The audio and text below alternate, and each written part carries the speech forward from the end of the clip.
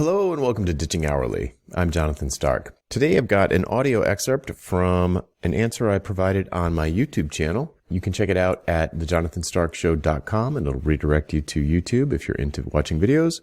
Otherwise, you can just listen to the audio here on the podcast. Enjoy. Hey, Jonathan here.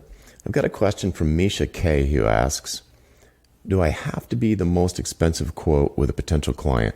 Is there a reason to quote top number? Why can't I be somewhat higher middle quote? I don't have a track record of notable clients. My clients are long-term engagements for small firms nobody knows. Even though I'm very experienced, I find it hard to pitch high-priced projects. Honestly, I myself struggle to answer the why me question. I'm afraid if I ask a potential client, why me, I'm very expensive, they will say, you tell me. And I'll be on the spot doing song and dance trying to justify cost for them. Okay. Great question. So the first part of the question, do I have to be the most expensive? Well, you won't know what numbers they get from other people, so you'll never know if you'll be the most expensive. But you do have to have the confidence to set high prices if you're going to set high prices. And where does that confidence come from? And to answer that, I want to key on another section here where Misha says, even though I'm very experienced, I find it hard to pitch high-priced projects. Okay, what that says to me is, well, literally, I assume it's a she. I'm sorry if it's not. Maybe it's a he.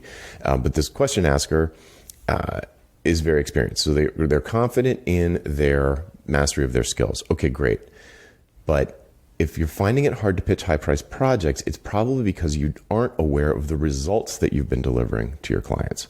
Results make it really easy to justify high prices. If you're delivering great results, it's perfectly reasonable to ask for high prices.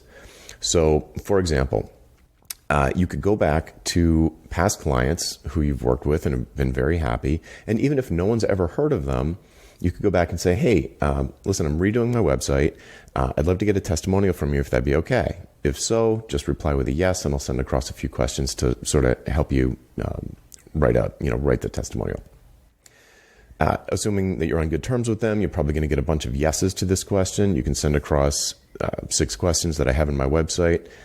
If you go to jonathanstark.com/building the perfect testimonial, with dashes in between the words. Just Google for Jonathan Stark testimonial. And it's these 6 questions that you can email to your past clients, and these sort of magical testimonials will pop out. And the way the questions are asked, it incentivizes or it encourages the past client to talk about the benefits that they received from working with you more than like, Misha was great to work with, very professional, super creative, always on time. Those are nice things to hear about yourself, but it doesn't really communicate a lot of value to other potential buyers who are potentially reading this testimonial. What you'd rather see is, Misha transformed our business, we doubled our sales, or before Misha built this interface for us, we were doing everything by hand and it took us entire weekends to get payroll out, and now we can do it with a single click of a button. Our time to send invoices has gone from 5 hours to 5 minutes. So you want to get these sort of numbers, these business improvements, quantified with some sort of number, whether it's absolute, or relative percentages. Get those into your testimonials, and if you can. Once you see, you might not even know. A lot of people don't even know what value they've delivered to their clients. Like what are the results that you've gotten from this work we did together? A lot of people don't know because they don't ask.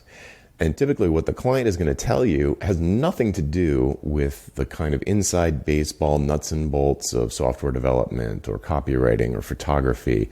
They're not familiar with all the little details. They just know the big picture stuff, how their business was changed as a result of working with you. And if you can get that out of their mouths and onto your website with numbers so that people understand, other business owners can sort of insert themselves into the shoes of your past client and say, wow, it would be amazing if we could get invoices out in 1/10 of the time what we're currently doing, whatever it might be. So hearing from past clients what results you've delivered to them can boost your confidence quite a bit. And you don't have to do a song and dance when somebody says, you tell us why you're the most expensive. Well, you can say, well, I deliver results like these. If you want results like these, and for business in your particular situation, it seems like a reasonable price, doesn't it? Like if you want to decrease the amount of time it takes to invoice all of your customers, you're talking about like $100,000 in delayed invoices, and that your cash is all tied up in accounts receivable. What if you could get those out on time, early, every week instead? Wouldn't that make a big difference for your cash flow? Well, I'm confident that I can deliver those kinds of results. You can see here, I've done it before with other people. I've investigated your business, in this conversation that we've had. I'm confident that I can do it. So there you go. If that's worth it to you, great. If it's not, that's fine too. We can maybe engage in some other way. I can teach you how to get those results instead of me actually doing it for you. So just to wrap up, I would say focus on the results that you've delivered to past clients. Find out what that is. Try and get numbers. And then you can use that to justify a high price to somebody else. And when I say high price, I just mean a price that's reasonable based on the kinds of results that you're planning on delivering. So if you have, it's probably, I'm just saying high because it's probably higher than you would charge in an hourly basis to do the same kind of activities. Okay, hopefully that helps. I'm Jonathan Stark. If you have a question for me, just hashtag AskJonathan on Twitter, LinkedIn, or YouTube, and we will find it and add it to the queue. Bye. Would you like to learn how to get paid what you're worth? How about selling your expertise and not your labor? We work through all of this together in the pricing seminar. Pre-registration starts soon, and you can sign up to be among the first to know when early bird pricing is announced at thepricingseminar.com. That URL again is thepricingseminar.com. Hope to see you there.